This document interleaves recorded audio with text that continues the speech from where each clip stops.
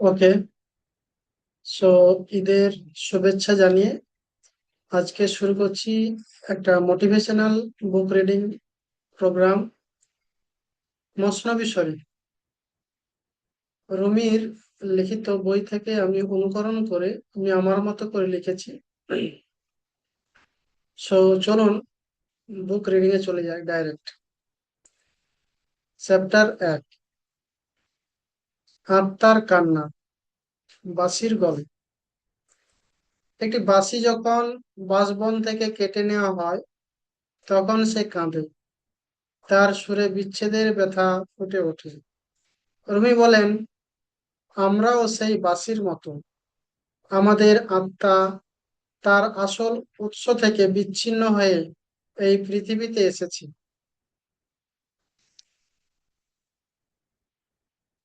একটা গল্প বলি এ বিষয়ে। সেটা হলো, এক মিনিট।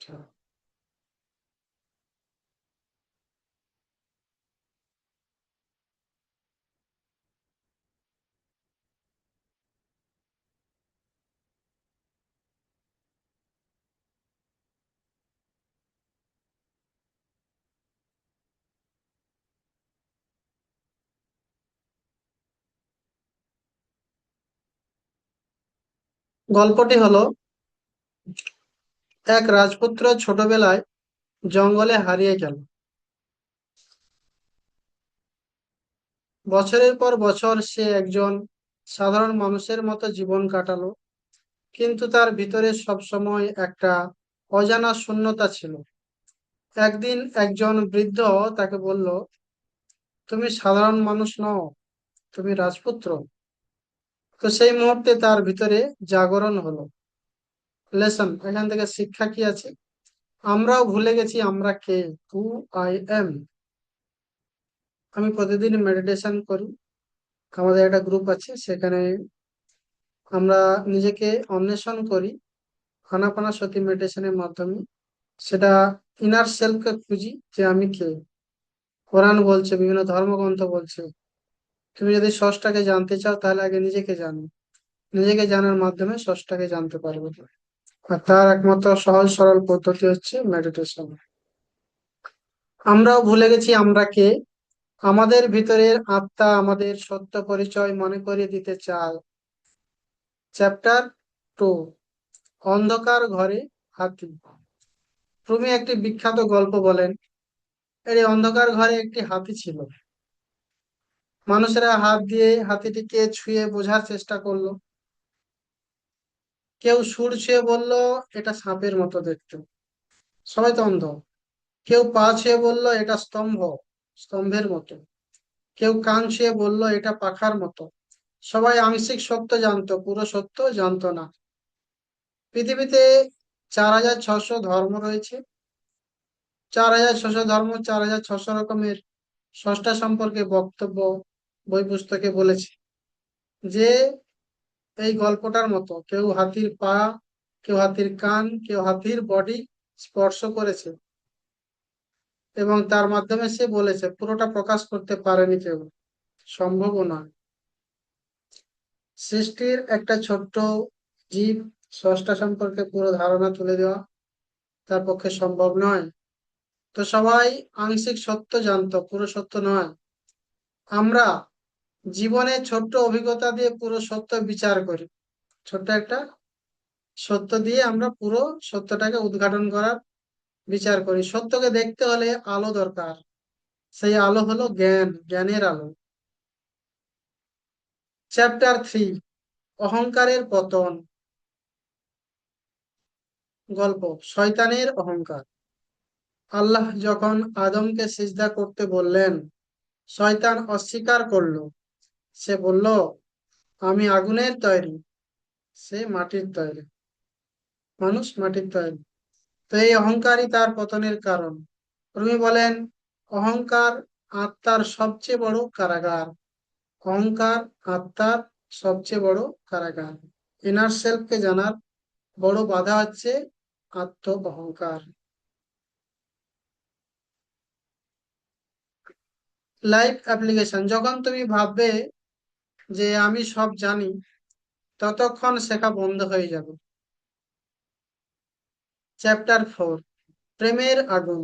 রুমি বলেন, প্রেম হলো এমন আগুন যা সব অহংকারকে পুড়িয়ে ছাই করে দেয়। গল্প, যেমন ধরুন, মথ আর প্রদীপ। একটি মথ, মানে একটা পতঙ্গ, পোকা, আলো দেখে মুগ্ধ হলো। সে দূর থেকে আলোকে ভালোবাসতো। কিন্তু আরেকটি মথ ঝাঁপ দিল আগুনে। কি হবে? ঝাঁপ দিলে পুড়ে যাবে। সত্যিকারের প্রেম হলো নিজেকে বিলীন করে দেওয়া। লেসন কি? সফলতা, মানে সাকসেস, ম্যানিফেস্টেশন, স্পিরিচুয়ালিটিতে, সবকিছুতেই সম্পূর্ণ সারেন্ডার দরকার। সম্পূর্ণ সারেন্ডার ছাড়া আপনি সাকসেস হতে পারবেন না। সক্রেটিসের কাছে একজন ব্যক্তি তাকে তার সাকসেসের রহস্য জানার জন্য তার কাছে ছিল কয়েকদিন। তিনি দেখলেন যে সাধারণ মানুষের মতোই তার উঠা বসা, খাওয়া দাওয়া, ঘুমানো সবকিছু এক। একদিন স্নান করতে নদীতে গেল। নদীতে গিয়ে সক্রেটিস বলছে সেই ব্যক্তিটাকে, তুমি জানতে চাও আমার এই সাকসেসের পুরো রহস্য কি? বলে হ্যাঁ। তা ডুব দাও। বলে নদীতে ডুব দিল। সক্রেটিস কি করলো? একটা সময় পরে তার মাথায় এরকম হাত দিয়ে চেপে রাখলো জলে। তো তার জান বেরিয়ে যায়। এরকম অবস্থা, সে অনেক কষ্টে, মানে নিজেকে হাত মুক্ত করে জান বাঁচালো। সক্রেটিসকে বলল সেই ব্যক্তি, আপনি আপনার সাকসেসের রহস্য বা নাই বললেন, তাহলে এই জলে ডুবিয়ে আমাকে মারতে চাইছিলেন? বলছে না, আমি তোমার প্রশ্নের উত্তর দিচ্ছিলাম। এই এতটা পরিমাণ কোনো ব্যক্তি যদি চেষ্টা করে কোনো বিষয় নিয়ে, ক্যারিয়ার হোক, রিলেশন হোক, হ্যাঁ, জব হোক, যে কোনো বিষয়ে সে যদি এতটা পরিমাণ সাকসেস পাওয়ার জন্য চেষ্টা করে, সে সাকসেস হয়ে যাবে। আমার সাকসেসের রহস্যটা এটাই। ছোট্ট একটা এক্সাম্পল দিয়ে তাকে বুঝিয়ে দিল। তো এখানেও ঠিক সেই গল্পটাই আমি বললাম, এটা সাপেক্ষে। চ্যাপ্টার 5, ধৈর্যের গল্প। এক কৃষক একটি বীজ বপন করলো। প্রতিদিন সে মাটি খুঁড়ে দেখতো গাছ উঠলো কিনা। অধৈর্য, গাছ লাগিয়েছে কালকে, পরের দিন গিয়ে আবার খুলে দেখতেছি। পাশের কৃষক ধৈর্য ধরলো। পাশের আরেকটা কৃষক, সে বীজ ফেলে, হ্যাঁ, ধৈর্য ধরলো। সে জানে টাইম টেবিল। কয়েক মাস পরে তার বাগান ভরে গেল। লেসন কি? ফল ম্যানিফেস্টেশনের জন্য ফল পাওয়ার তাড়াহুড়ো করলে ম্যানিফেস্টেশন ব্লক হয়। তাড়াহুড়ো করবেন, কবে আমার হচ্ছে না কেন, কবে হবে, এরকম তাড়াহুড়ো করবেন, তাহলে ওই সিগন্যাল ইউনিভার্সে যাবে। তাহলে আপনার তাড়াহুড়োই আপনি সবসময় করতে থাকবেন না সব বিষয়ে, আপনার আর ওই সাকসেস পাওয়া হবে না। তো রুমি বলেন, কষ্টের উপহার। চ্যাপ্টার 6, রুমি বলেন, ক্ষতই সেই স্থান যেখানে আলো প্রবেশ করে। ক্ষতই সেই স্থান যেখানে আলো প্রবেশ করে। কিরকম? গল্প, একটি ভাঙা কলস প্রতিদিন পানি বহন করত, কিন্তু তার ফাটল দিয়ে অর্ধেক পানি পড়ে যেত। সে লজ্জিত ছিল। একদিন মালিক বলল, কি বলল, যে তোমার যেখানে ফাটল ধরেছে তার পাশেই ফুল ফুটেছে, কারণ সেখান থেকে জল বেরিয়ে যায়, সেই জলে ফুল গাছ তৈরি হয়েছে। লেসন কি? তোমার দুর্বলতাই তোমার শক্তি হতে পারে। এটা তোমাকে খুঁজে বার করতে হবে। চ্যাপ্টার 7, নীরবতার শক্তি। এক শিষ্য সব সময় প্রশ্ন করত। একদিন গুরু তাকে নদীর ধারে নিয়ে গেলেন। দুজন নীরবে বসে রইলেন। 1 ঘন্টা পরে গুরু বললেন, কি বললেন, যে আজ তুমি যা শিখলে তা হাজার শব্দেও শেখানো যেত না। লেসন কি? নীরবতা ইনটিউশন জায়গা, আমাদের তৃতীয় নেত্র বা third eye, pineal gland open হতে সাহায্য করে। তখন ইউনিভার্সের রহস্য আপনি অটোমেটিক্যালি পেতে শুরু করবেন। জ্ঞানী ব্যক্তি, এনলাইনমেন্ট পুরুষ হয়ে যাবেন। চ্যাপ্টার 8, নিজেকে চেনা। রুমি বলেন, যে নিজেকে জানে সে তার প্রভুকে জানে। উদাহরণ, গল্প। এক সিংহ ভেড়ার দলে বড় হলো। একটা সিংহের বাচ্চা ভেড়ার দলে মানুষ হলো, মানে বড় হলো। সে নিজেকে ভেড়া ভাবতো। পরিবেশ যা হয়। একদিন এক বৃদ্ধ সিংহ তাকে পানিতে নিজের প্রতিবিম্ব দেখালো। সে বুঝলো সে আসলে সিংহ। লেসন কি? তুমি তোমার কন্ডিশনিং নও। তুমি যে কন্ডিশনিং করে রেখেছো কিন্তু সেটা তুমি নও। এই সমাজের দ্বারাই, হ্যাঁ, নেগেটিভিটির দ্বারাই, অশিক্ষার দ্বারাই, মানুষের দ্বারাই তুমি কন্ডিশনিং হয়ে রয়েছো। আমরা প্রত্যেকেই কন্ডিশনিং হয়ে রয়েছি, কিন্তু সেটা আমরা আসলে নয়। আমরা সবাই এক। আমরা ইনার জগতে যদি নিজেকে দৃষ্টি নিক্ষেপ করি, জানতে পারবো যে আমার সেলফ, আমার ইনার সেলফ এবং প্রত্যেকের ইনার সেলফ আমরা সব এক, সোর্সের সঙ্গে, ইউনিভার্সের সঙ্গে কানেক্টেড রয়েছে। তুমি অসীম সম্ভাবনার অধিকারী। চ্যাপ্টার 9, আত্মসমর্পণের শিক্ষা।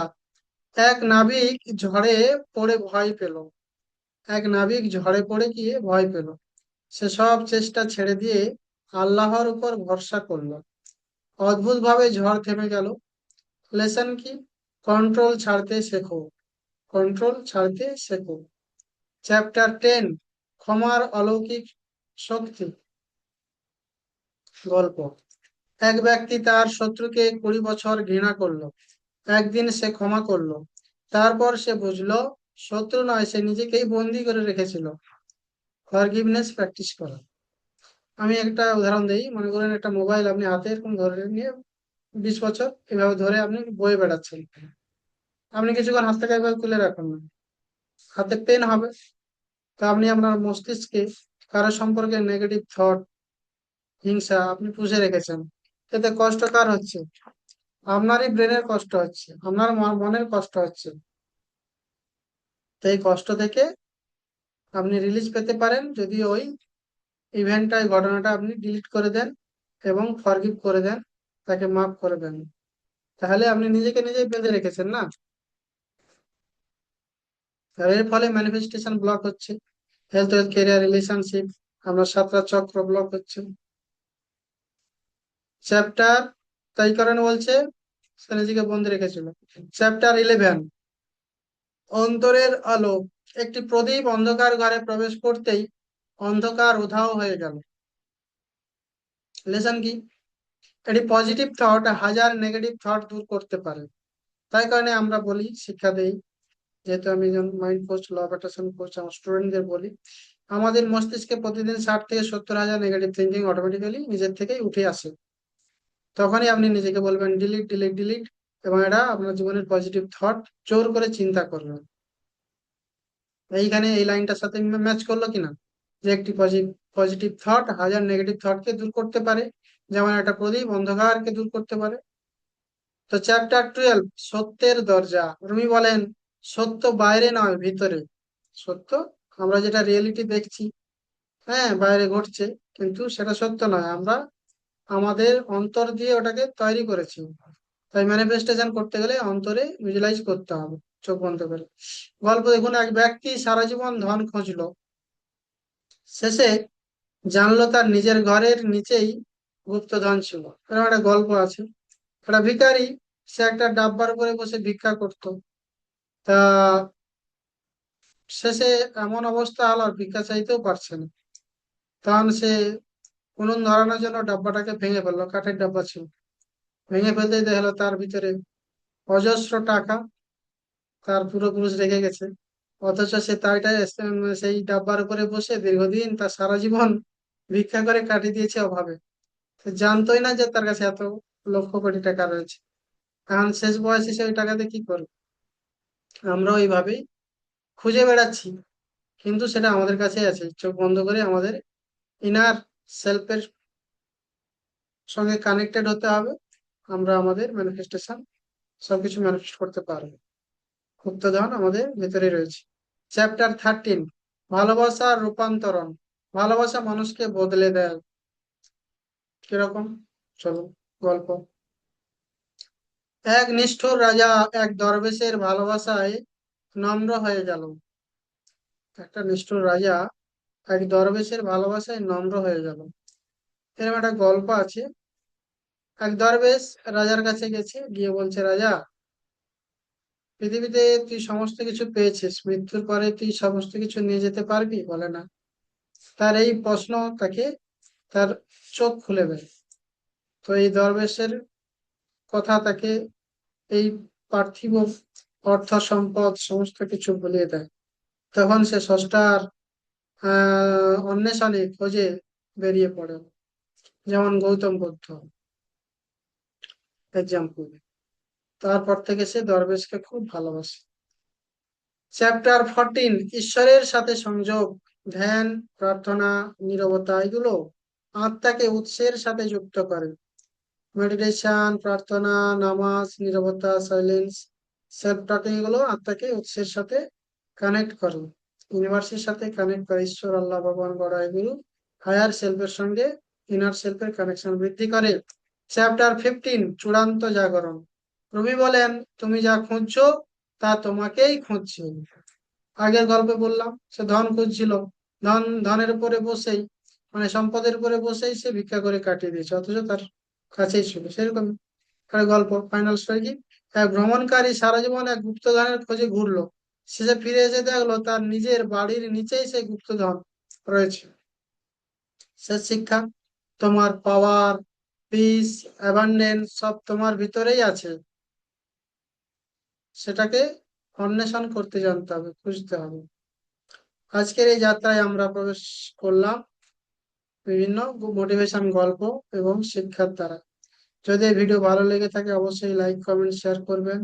আর ল অফ অ্যাট্রাকশন শিখে আপনারা যদি লাইফে আপনাদের হেলথ আর কেরিয়ার রিলেশনশিপকে আরো বেটার করতে চান, আমার কন্ট্যাক্ট নাম্বার ডিটেলস দেওয়া আছে, আমার সাথে যোগাযোগ করতে পারেন। দেখা হচ্ছে নেক্সট এরকমই একটা মোটিভেশনাল ভিডিও নিয়ে আপনাদের সামনে হাজির হব। ভালো থাকবেন, সুস্থ থাকবেন, এই আশা রেখে আজকে গল্প এখানে শেষ করছি। Thank you.